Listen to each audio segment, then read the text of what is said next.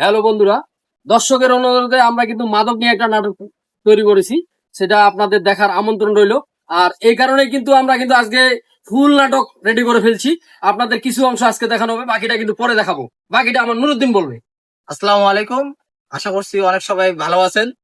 আর আজকে আপনারা অনেক আমাদেরকে কমেন্ট করেন যে ভাই আপনারা অনেক তো নাটক করেন, তো নেশা নিয়ে একটা নাটক করেন। তাই আপনাদের উদ্দেশ্যে আজকে সবাই মিলে আজকে একটা নেশা নিয়ে একটা নাটক তৈরি করলাম। আশা করতেছি এই নাটকটা অনেক ভালো হবে। আর নাটকটা অবশ্যই সবাই দেখবেন এবং শেয়ার করে দিবেন।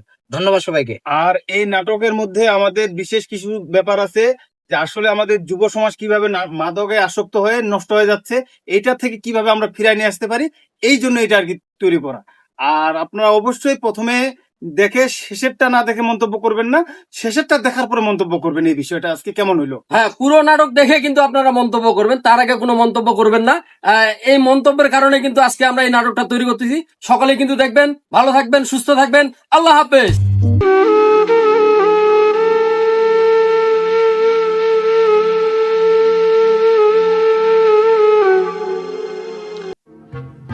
ও ফালতু না,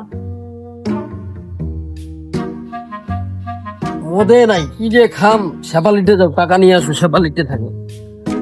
এই শেফালি, কই রে তুই? এই শেফালি, ওরে শেফালি, ও তুই এঠে আছি, তাও কথা কইন না। হ্যাঁ, কেন কথা কইন না রে? কি সারামো তোমার সাথে? বাড়িতে এক ফোঁটা চাল নাই, ভাত খান যে, ভাত আনদিন যে, ওইটা এক নাও চাল নাই। তোমার কোনো খোঁজ খবর আছে? চাল নাই তো কি হয়েছে? তুই মোক টাকা দে, মদ খাবো মদ। সারাদিন তো মদ খাই বেড়াছি, মুই কোনটা টাকা পাম? মুই কি কামাই করবো যে টাকা দিন তো? মুই কি খাচ্ছু না খাচ্ছু কোনো খোঁজ খবর রাখিছি?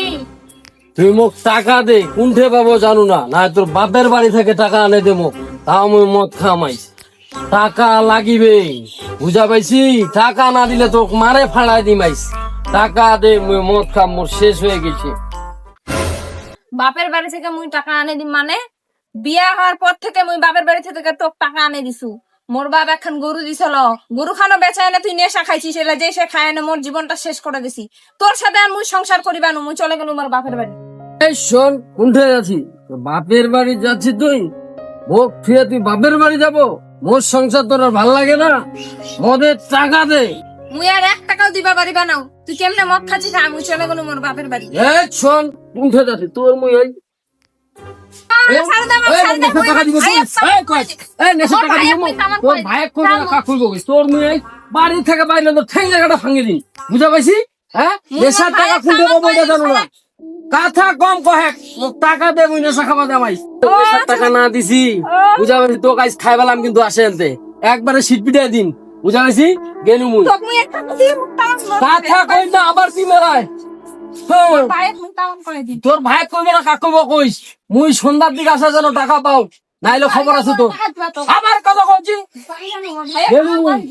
মোর বন্ধু থে। মুই আর অত্যাচার আশ হইবে পারিবা না। মুই মোর ভাইয়ের তামান কই দিম আজকা, আশ হইবা না মুই।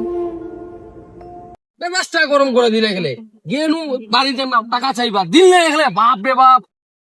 হ্যাঁ বন্ধু, আরে তোর ঠেলো দাসুর দোস্ত, কই না মেজাজটা গরম করে দিলবে? কেন রে মেজাজটা গরম হইছে রে? আরে কই না, কইনু যে একটা টাকা দে, এনা নেশা খাম, খবরে নাই টাকা নাই, ভাত খাওয়ার বলে চাউলে নাই বাড়ি।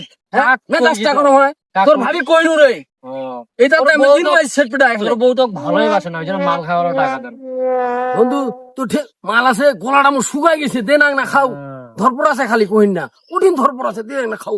বন্ধু তুই চিনিস না রে, মুই কি মাল ছাড়া বেরাও? হ্যাঁ দেখ, ওরে বাপরে বাপ, হেভি দোস্ত, দে না খাও খাও খাও। এই দাঁড়া রে, দে দোস্ত টাকা আনছি। আরে টাকা লাগবে পরে নিস বন্ধু, আগে দে খাও না। তো গলাটা ধরপর আছে, খেবার দেখ খালি, দে খাও। তুই মোর বন্ধু না? হে বস, উঠে দূর যাব। বাপরে বাপ, ওনা খাও, মুই খুলু। হ্যাঁ, ভালো করে ঝাঁকি দে।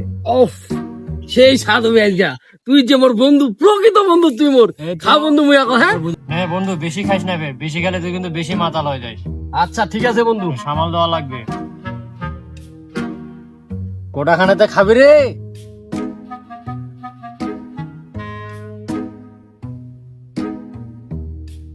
বন্ধু। এর মতো শান্তি আছে? হ্যাঁ, এলানে মনটা শান্তি হইল মোর, সেই শান্তি এখন। এই মাতালের হাতত মোর বইনটা বিয়া দিয়ে আনতে। এত অত্যাচার, 24টা ঘন্টা অত্যাচার, খালি নেশার উপর, খালি নেশার উপর। আচ্ছা চল দেখি ভাবে বিষয়টা, মুই যা দেখে তুই চিল্লাইস না। ভাই দেখি- অনুরোধ লাগে ভাই, এরকম মাতালের ব্যবস্থা করো ভাই, মুখ আর ভালো লাগে না এটা। আপনি বিচার করেন ভাই। আজ দেখি দে, এই শয়তানটা এই দাঁড়া দাঁড়া দাঁড়া, মারিস না, থাম। এই তোমরা নাকি ওখানে ওখানে উঠ, মোর বই এই মারিস না, দাঁড়া, থাম, মারিস না। উঠ। এই কি হয়েছে তোমার? না এই দাঁড়া, উঠ। এই দাঁড়া দাঁড়া দাঁড়া, থাম। এতে মারামারি কর। এই তোর বউ বিয়া করছিস, বাড়ি খরচ করিস না কেন? ভাই টাকা নাই। তুই মোর বইটা জীবনটা নষ্ট করে মারে ফেলাম। না ভাই, মারা ফেলা না, ভাই, শোন, শোন, শোন, মারা ফেলা যাবে না, এলা করা যাবে না। এইরকম করেই তো অনেক সমস্যা আছে। এক ভালো করিবা হবে, ভালো করে আনতে পরিবেশটা আবার সুন্দর করিবা হবে। এক যদি ভালো না করি, এর দেখা দেখি এই যে আরেকজন হয়েছে, এর দেখা দেখি আরো 2-4 জন হবে। এমার ঘরে মতো লোক মারে ফেলা দরকার। না, মারা ফেলা যাবে না। তোর বোনের বিয়া দিছি না, এক যদি ভালো রাখিস, এক যদি ভালো করে কাজকর্ম করে, দেখবো যে তোর বোনেরও সংসার ভালো হবে, তো খুশি থাকিব। আর এই ইলা খাই বেড়াবে না, আবার ফের করিবে, কাজকর্ম করিবে, সংসার দেখবো আবার উন্নতি শুরু হবে। 1-2 বছর পর তোর একটা ভাগিনা ভাগিনী হবে, তখন কেমনে চলবে?